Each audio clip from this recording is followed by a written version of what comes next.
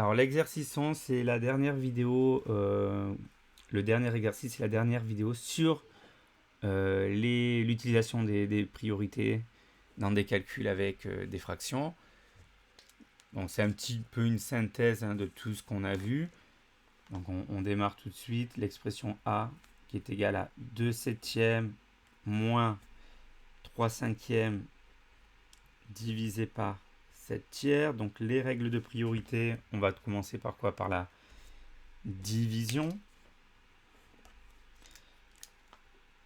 Donc A égale 2 septièmes moins, alors 3 cinquièmes divisé par 7 tiers. On se souvient que divisé par un nombre, c'est multiplié par son inverse. Donc ça devient 3 cinquièmes fois 3 septièmes. Attention, hein, ceux qui avaient peut-être barré les 3 là en disant je simplifie, non. Ça, c'est que lorsqu'on a des multiplications de fractions qu'on peut barrer pour dire qu'on simplifie. Hein. C'est une astuce. D'accord? Donc, ne jamais faire cela lorsque vous avez une division entre deux fractions. D'abord, vous transformez. D'accord? Vous faites apparaître la multiplication et vous voyez bien que les 2, 3, ils se trouvent au numérateur tous les deux. Donc, on ne peut pas les simplifier ensemble. Donc, 2 septièmes moins 3 fois 3, 9 sur 5 fois 7, 35. D'accord? Là, il n'y avait aucune possibilité de transformation. D'accord? De simplification, pardon. Donc on se retrouve avec 2 septièmes moins 9 35e. Alors 35, ben on l'a vu, hein, c'est 5 fois 7, donc ça va être facile de trouver un dénominateur commun. Il suffit de faire x 5. Hein. x 5 en bas, x 5 en haut.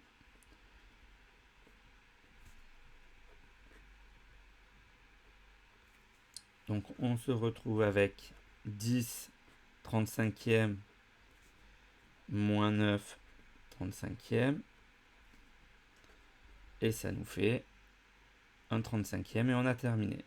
Voilà pour la première expression. Donc vous voyez, c'était pas bien méchant. Hein. Si on respecte bien tout ce qu'on connaît, on arrive au bout sans souci. C'est juste un petit peu plus long. Alors, 1 huitième moins 7 douzième divisé par 7 sixième plus 7 seizième. Ok. Alors, on commence d'abord par les calculs qui sont entre parenthèses. Donc, on a deux parenthèses. Première parenthèse, une deuxième parenthèse avec, dans la première, une soustraction, dans la deuxième, une addition. Donc, on a 8 et 12 comme dénominateur, donc pas de dénominateur commun. 12 n'est pas dans la table de 8. Donc on va chercher, on va se réciter la table de 12, le plus grand, et voir le premier multiple qu'on trouve qui est aussi dans la table de 8. Donc 12 fois 2, 24. Ben alors on a de la chance. De suite, on tombe sur un multiple. Donc qu'est-ce qu'on va faire? Donc là, pour passer de 12 à 24, on a fait x2. Pour passer de 8 à 24, on va faire 8 fois 3. D'accord? Donc on fait 1 fois 3.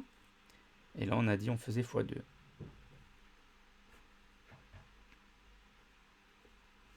Ok, divisé par...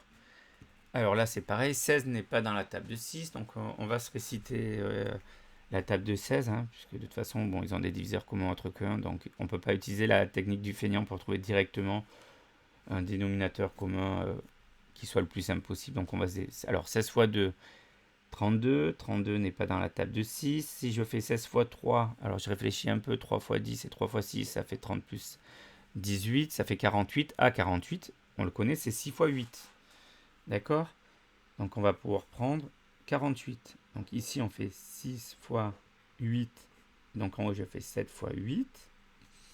Plus 16 fois 3. Et si j'ai fait x3 au dénominateur, je fais x3 au numérateur. Donc, hop. Donc ici, ça nous fait 1 fois 3. 3 moins 14. Le tout sur 24. Hein. Si jamais vous avez laissé les parenthèses, c'est pas très très grave. Vous avez vu dans d'autres vidéos que parfois, en allant vite, je l'ai laissé. Hein. Bon, même si elles ne servent pas à grand chose. Puisque là, on va bien finir par calculer 3 moins 14 après. Donc, là, sur 48. Alors, on a dit 7 fois 8, 56. Plus 7 fois 3, 21. Et encore une fois, là aussi, tu peux laisser des parenthèses si ça te rassure. Il n'y a aucun souci. 3 moins 14, ça fait moins 11. Donc on est avec moins 11 24e, divisé par 56 plus 21, ça nous fait 77. D'accord? Divisé par 77 sur 48.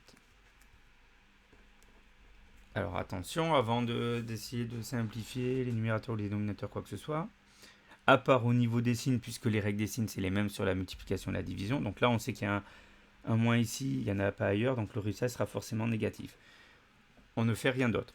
Maintenant, on s'occupe. On a 11 24e, on a réglé le problème du signe, donc c'est comme si j'avais 11 24e divisé par 77 48e. Donc on va remplacer la division par une multiplication par l'inverse. Donc divisé devient multiplié. Et l'inverse de 77 48e, c'est 48 sur 77.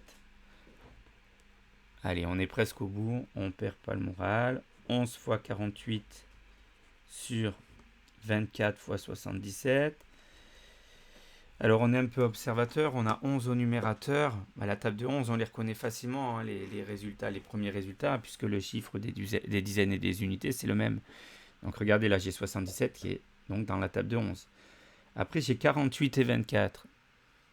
Ah, tiens, 8 c'est le double de 4 et 4 c'est le double de 2. Donc 48 c'est le double de 24. Donc on va pouvoir simplifier par 24. Si jamais vous n'avez pas vu 24 comme diviseur commun, que vous avez pris 6, ben c'est déjà un bon début. Donc ça veut dire que vous devrez refaire une étape supplémentaire, mais c'est pas très grave ça. Donc 24 fois 2. Ah, là j'aurais pu écrire 11 fois 1, je ne l'ai pas écrit. 24 fois 7 fois 11. Donc 11 et 11 pour simplifier par 11. 24 et 24. Et il nous reste quoi? Moins 2 septièmes. D'accord? Et on a terminé. Donc c'était un petit peu plus long, fallait prendre son mal en patience, mais vous voyez que en respectant bien les règles de priorité, les connaissances qu'on a sur l'addition et la soustraction, ben, on a juste fait ce qu'on fait depuis un petit moment, d'accord? Et la propriété sur la division, on arrive au bout sans souci, d'accord? Juste, voilà, être attentif à ce qu'on fait et ne pas se décourager puisque quand ça nous paraît un petit peu long. Allez, on se retrouve pour l'exercice 12 et petits problèmes de réflexion.